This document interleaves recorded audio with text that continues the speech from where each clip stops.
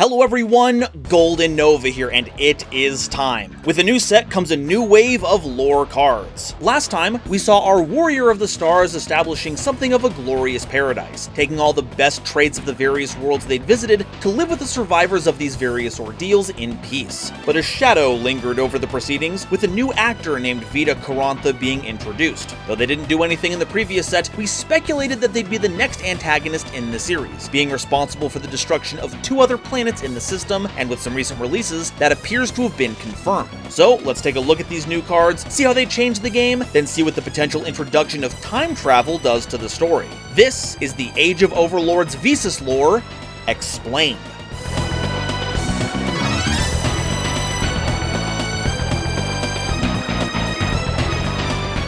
Like with the last set, we didn't necessarily introduce a whole new archetype, but instead we were given a series of support cards for Visas and the Boys, which is my new term for 1500 attack, 2100 defense monsters. So we're gonna lump all these new cards together to get up to speed. First up is Visas Samsara, a level 4 light fairy tuner monster with 1500 attack and 2100 defense, whose name is treated as Visas Starfrost while on the field or in the grave. You can target any number of Visas monsters that are banished on your field and or in your grave, shuffle those Visas monsters into the deck, and if you do, special summon this card from your hand. And if you do that, it gains 400 attack for each monster with different names shuffled by this effect. And if this card you control would be used as synchro material, you can treat it as a non-tuner. Wow, that is a wild bundle of effects. Even just being a tuner or a non-tuner on demand is kinda nutty, and having another Heart stat lined and Visas Starfrost in rotation is nice for a variety of reasons. Though don't expect to get a huge stat boost off of the special summoning effect, since we currently only have 3 differently named copies, including this one, and one's from the extra deck, so keep your expectations measured. It makes for great recycling, extending, and enabling all in one convenient package. Heck, you can banish 2 of these from the grave to summon Vicious Astrolaud, then shuffle both back into the deck with a 3rd copy, because while you only get a boost for every differently named monster you shuffle back, you can target as many of them as you want for the summon effect. But I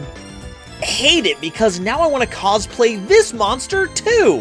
And it's going to be a lot more difficult than the Albaz one.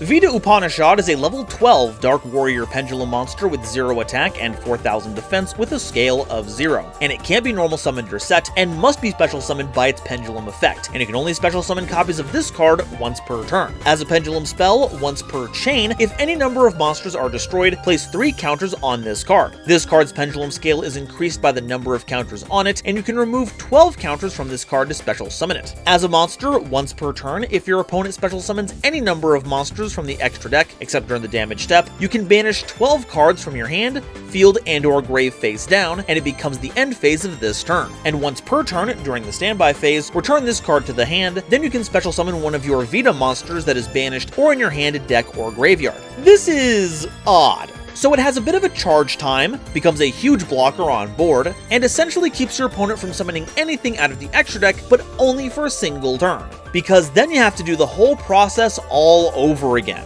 Thankfully, you're not left with nothing, replacing itself with its other form, Vita Karantha, which isn't half bad, but isn't exactly the kind of payoff I was hoping for. Though with the focus on destruction across these cards, it might actually end up being Mannadium support? That being said, the flavor is immaculate. Technically, despite needing 12 counters, you get that in 4 activations. So why in the heck did they make that so complicated? That's a bit too soon. We'll be covering that later on in the lore section. But once you find out, it'd be really funny if you came back here and listened to it again. That way you can do a bit of a little time warp again yourself. Mannadium Trilakshukta is a level 6 light fairy synchro tuner monster with 2300 attack and 1300 defense, requiring generic material. If this card is synchro summoned, you can target a level 2 tuner monster in your grave and special summon it, but its effects are negated. You can target any number of tuners you control, and their level becomes 2. Also, you can't special summon monsters from the extra deck for the rest of the turn, except synchro monsters. Oh, come on, you don't want me to start spamming sprite cards? Does the tier limit rivalry still run that deep?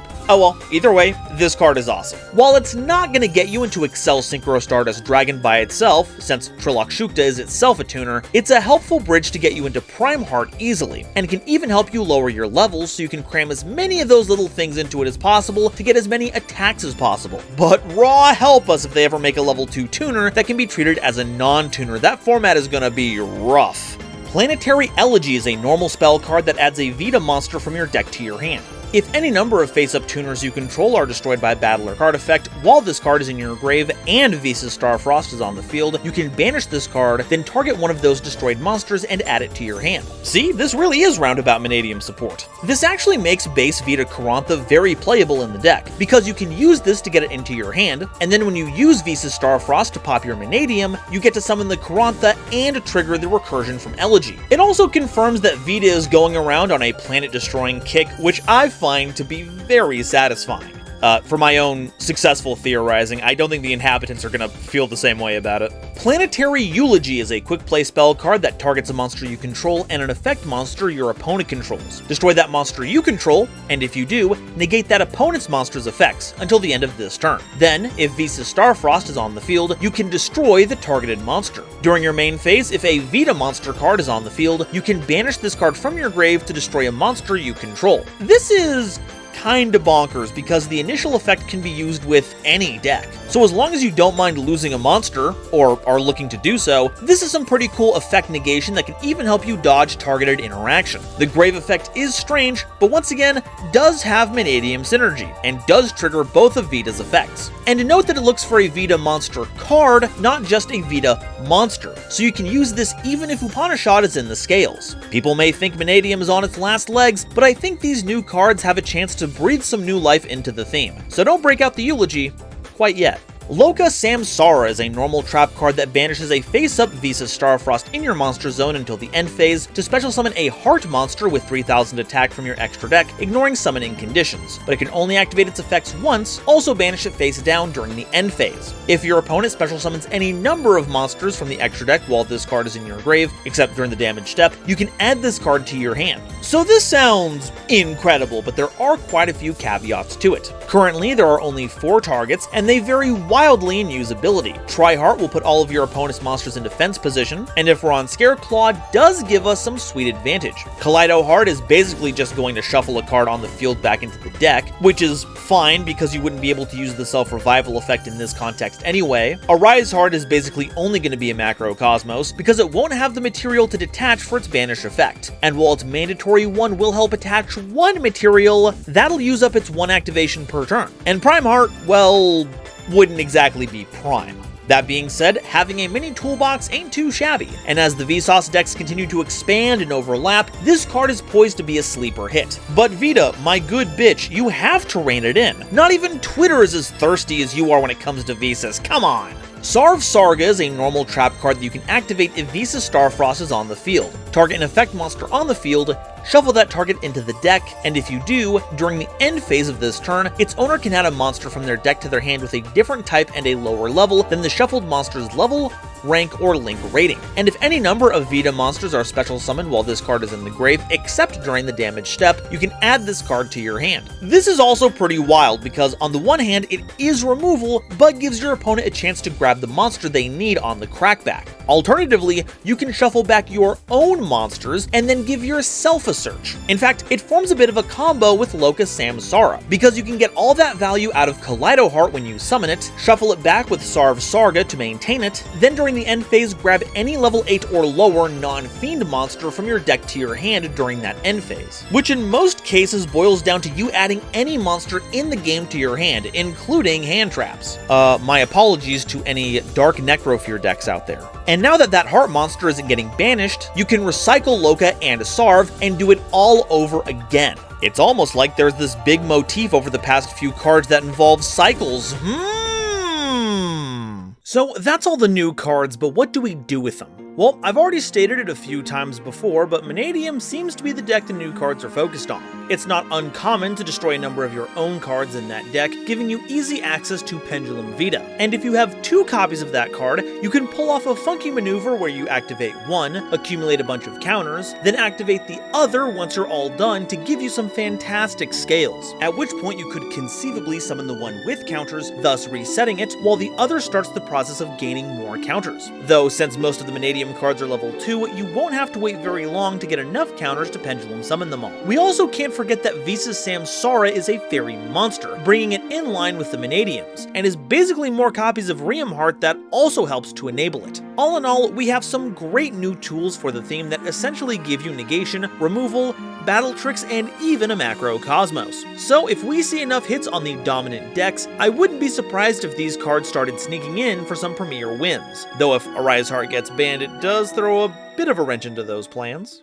Okay, now that we've covered the cards and their place in the game, now it's time for the fun part. Let's talk about the lore. But like last time, we don't have much to talk about, but we do get a few of our questions answered. Vita is confirmed to be the new antagonist, and they do have the ability to, at the very least, ruin planets as seen in Planetary Elegy, but we aren't made aware of what happens to Astro, Unicorn, or even Kit Kalos. We could possibly see Mannadium versions of those monsters, since Kit Kalos took on the mantle of Trilok Shukta, but they could have just as easily been consumed in the planet-destroying cataclysm. Though I have to say, the inclusion of the words Elegy and Eulogy do a great job of reinforcing the idea that these planets are finished, and may hint at the name of a new planetary archetype, perhaps? But the most striking image of these new cards is the one for Sarv Sarga, showing Visas losing their Amritara gear, being pushed into a portal that leads to the Clear New World, the old spell card that was retroactively introduced as part of the world's canon, kind of like how the first Snake Eye card was for its story. And by itself, it would read as some kind of dimensional banishing, but note the giant clock faces. This implies some kind of time travel going on, and while nothing here particularly denotes if it's moving forward or backward, the mythology the Visas story draws from does focus on one big cosmic cycle, so I think it's safe to say that Visas is being sent back in time.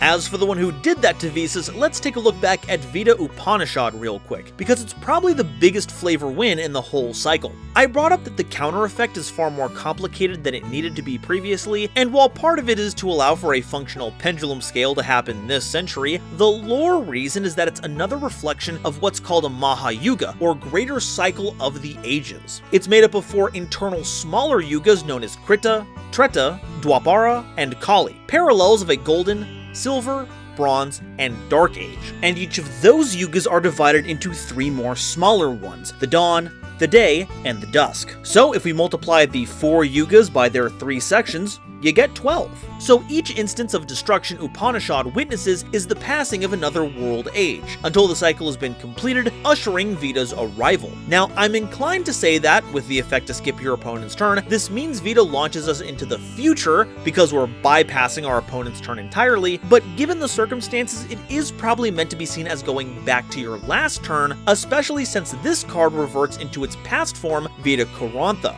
Oh, and I'd be remiss if I didn't bring attention to the name. The Upanishads are a series of texts that mark a transition of Hindu philosophy from its primary focus on Vedic tradition into that of Vedanta, which expounds upon them and forms new schools of thought. Which honestly seems a little hypocritical. What, Vita gets to freestyle, but the rest of us have to keep going with what we've got? That's rude. I think our karma's a little better than that. Speaking of Trilok Shukta, I couldn't find anything when looking for the name alone, but I did get a lot of results for Trishula, which you might know as the most powerful ice barrier dragon, but it turns out that those 3 were named after legendary weapons. And it just so happens that the Trishula is a divine trident used by Shiva. So if we get the Mannadium versions of Astro and Unicorn, their names could similarly be influenced by those weapons. Now, another term you might have picked up on is Samsara. It's a concept you might have brushed up against if you've played Yu-Gi-Oh for a bit. Samsara is a cycle of rebirth, with your destination in this cycle being determined by your karma. Visa's Samsara does a good job of establishing this by shuffling away all your Visas monsters in rotation, effectively setting you back to square one. But what about the trap card Loka Samsara? Well, Lokas are planes of existence. They can represent worlds, dimensions, universes, that sort of thing. So Loka Samsara would roughly translate to rebirth of the universe. And with Vita at the center of it, it's not good news for any of us. And I've got to say, it's even more worrying that Vita isn't looking at all these images with a smug grin like in the rest of his cards. He's not satisfied with how things are going. He actually looks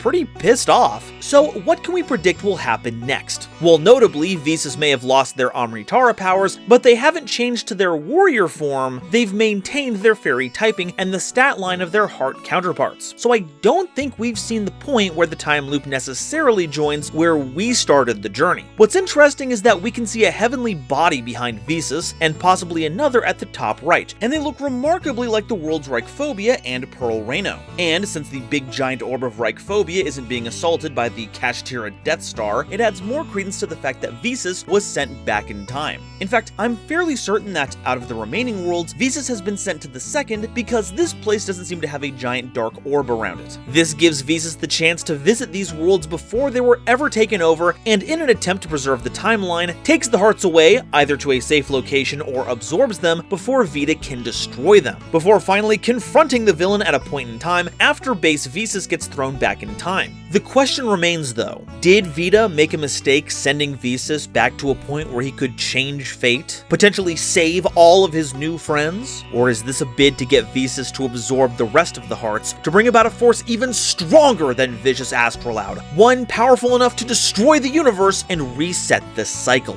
Only time and the next core set will tell.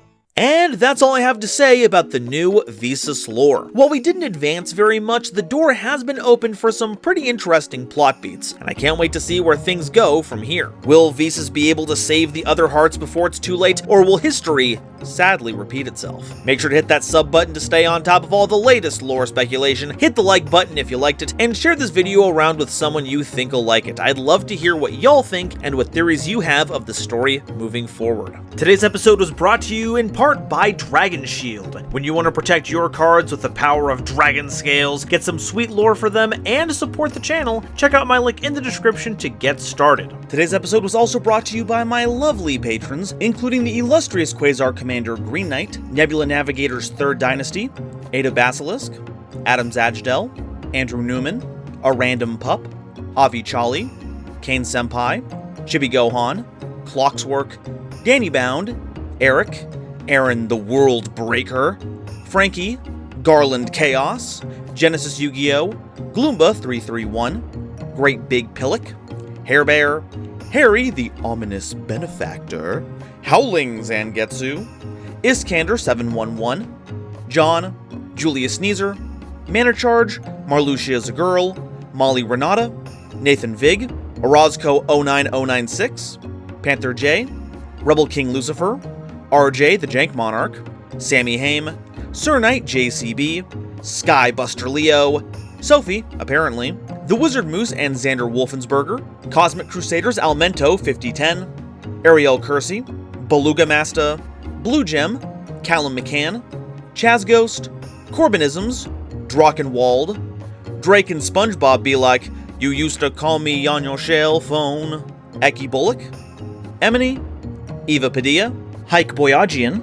Herbal D, Inblink, Jester Designs, Kale the Dragon, Carp, Kevon Public, King Scarlet Yu-Gi-Oh!, Lemon Yu-Gi-Oh!, Lord Whoop-De-Doo, Manga Pages, Marion James E. Picata, Matt Simmons, Mega Kombi, Michael Shimabukuro, Nadia McCarthy, Nitromo, Ruxith Sarani, Shizuka Nijimura, Star-Lord 777, Stephen Williamson, The Legendary Raven, Tucker Ordorn, Venusian Teapot, and Zaldureka, as well as the wonderful Starlight Explorers you see on screen now. If you'd like to be a part of these credits, help me in my journey to cover all of Yu-Gi-Oh's archetypes, get my videos early, and participate in the monthly custom card reviews, I would be eternally grateful if you checked out my Patreon in the description or joined up as a YouTube member. And if you'd like to catch up on the Visas lore, check out this playlist to see what it's all about. Thank you all so much for watching, and I'll see you next time.